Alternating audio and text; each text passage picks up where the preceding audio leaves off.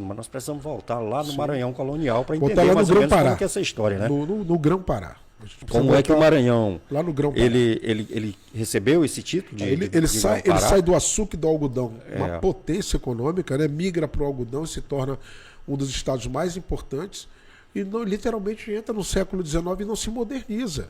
A gente está lá na Revolução Industrial, os escravos libertos. E o grande detalhe, só um adendo para a gente continuar. Maranhão foi um dos estados mais escravagistas. Isso, inclusive, do o país, Maranhão, cara. inclusive, ele demorou a ser incorporado à República. Exatamente. E durante aquele período ele ficou exatamente nessa questão da escravidão. Acho que foram 10 anos que o Maranhão ficou para poder aceitar. Né? E ali ficou naquele sistema do coronelismo, mesmo após os escravos serem libertos, o Maranhão foi para o regime do coronelismo. Sim. Né?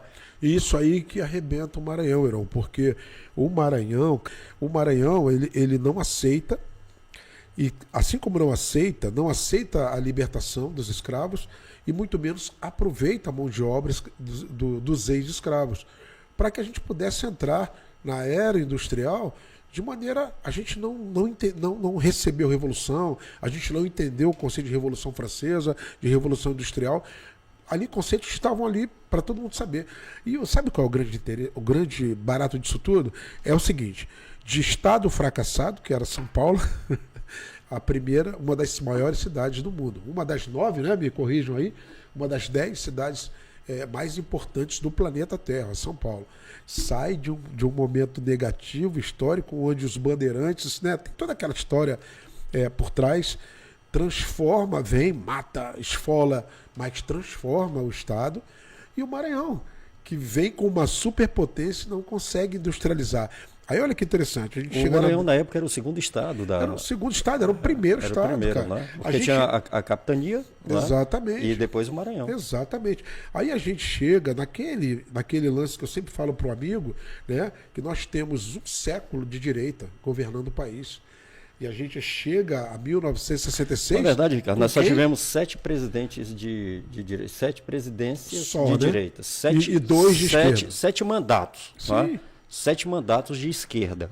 O restante é tudo de direita. Sim. Esses 7 mandatos, são atuais. Eles foram durante o tempo, né? Tivemos um lá atrás, muito atrás, depois vemos agora mais para esse período mais onde o PT vai repetindo as eleições. Mas vamos voltar. E aí eles ficam como sendo de esquerda. A gente vai chegar aí. Se a gente voltar, a gente entra no século XIX como uma superpotência, não consegue em nada industrializar o Estado. Os grandes senhores de engenho continuam com a filosofia de escravos e os escravos não entendem sua libertação e continuam recebendo aquele escravismo, né, dos grandes senhores de engenho daquela maneira que a gente isso que já nós conhece, falamos. entendeu, Mudou a embalagem do produto. Sim. Está aqui, mas não mudou os o modos que vinha operantes. dentro. Né? O que vinha dentro continua a mesma coisa, porque eles pegaram os escravos e libertaram, mas aí gerou-se ali uma população pobre, uma pobreza muito grande, continuou dependendo das benesses, que na época é dos coronéis, que vem para aquele período dos coronéis, e depois nós vemos para as oligarquias, que são várias no Maranhão. Ele não conseguiu, o Maranhão parou no tempo, ele ficou lá. Ainda assim, tu está chegando na oligarquia, mas a gente precisa entender que nessa entrada do século XIX, estados estavam recebendo imigrantes japoneses, italianos, alemães, holandeses, bota aí, uma série de pessoas de outros países que chegaram aqui e não se adaptaram ao Nordeste, porque não tinha evolução ainda. Quando atravessa metade do país, eles encontram um terreno fértil. São Paulo, aí vai, Paraná, Santa Catarina, Rio Grande do Sul.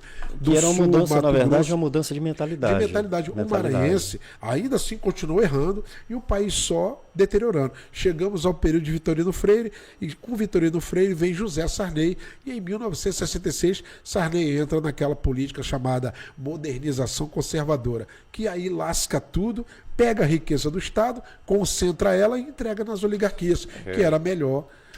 Na época era melhor e o povo não se deu conta disso, entendeu? Ali quando o Sarney faz aquilo, ele mexeu de certa forma, controlou alguns conflitos que existiam já no Estado, Sim. mas ele não mexeu no principal, os ricos. Os Continuaram ricos mais ricos. continuaram mais ricos. E aquela população mais pobre, ela continuou mais pobre. Ixi, ela reduziu, ele quase reduz a população maranhense a pó, cara. Essa é que é a grande verdade. Sabe pra você ter ideia? Brandão está falando de industrialização agora. Na verdade, de reindustrialização. Por reindustrialização, porque já foi industrial, tentou ser e não conseguiu. Então o conceito volta agora com toda a força, junto com o Carlos Brandão, que entendeu, ou tem compreendido que o melhor nós nos tornarmos um Estado industrializado. É aquilo que a gente colocou naquele artigo que nós fizemos juntos, que você aperfeiçoou. Eu falei, a gente precisa entender esse conceito. E aí, nessa modernização conservadora, ele vai para 3 instituições autárquicas, vou usar esses termos, ou não, que é a Sudan, a Sudene e a Comarco. E ali ele pega toda a riqueza do Estado e divide. Só que ele divide para quem? Para os ricos, formando assim oligarquias municipais e distritais. O que acontece? O Estado não aguenta. Muita gente pobre e pouca gente rica. E aí os ricos mandam. Aquilo que